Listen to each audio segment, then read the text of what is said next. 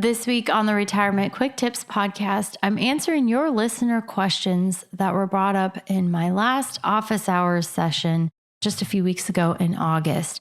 So today's question is, what should I do with my 457B when I retire in 2 months?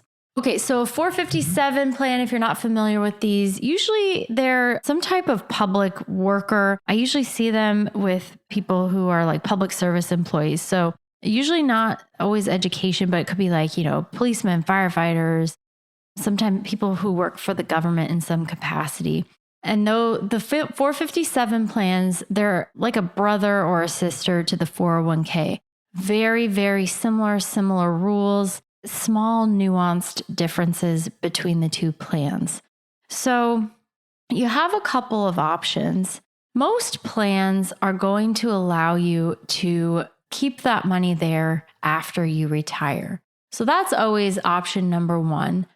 In these types of plans, because there is some variation, there are different types of 457 plans, but most of them, the 457B, are also going to allow you to roll those assets over to another retirement plan or an IRA.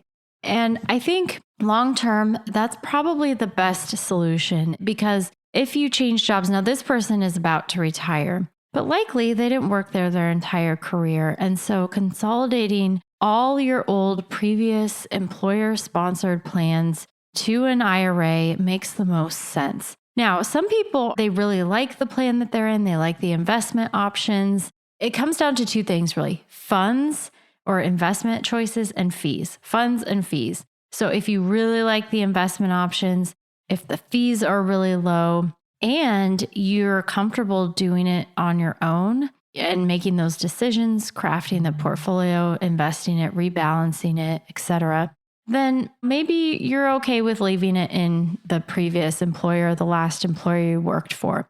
But when you retire, most people want to consolidate and simplify. And for that reason, I think you're going to be much better off, especially trying to navigate rules about withdrawals and things like that later on down the road, much better off with moving your money to an IRA. And this holds true for other plan types as well. So if you have 401ks, 403bs, any workplace retirement plan, if it has a tax deferral piece to it, which most do, then you can roll those over to an IRA. And you can do that if you change employers 10 times and have 10 different retirement plans prior to retirement. Each time you just roll those over to an IRA and you can consolidate each time.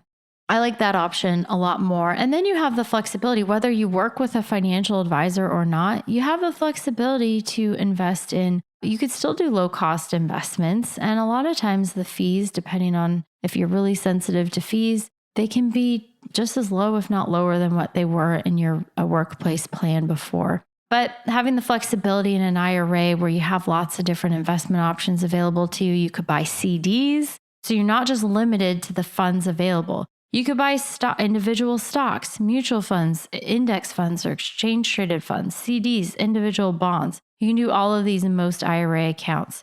So again, I like someone should roll over their money when they retire, consolidate it to an IRA. It's going to be much easier to navigate the rules for withdrawals, and it's nice to have everything consolidated and in one place. All right, that's it for today. Thank you so much for listening. My name is Ashley Mitchell, and this is the Retirement Quick Tips podcast.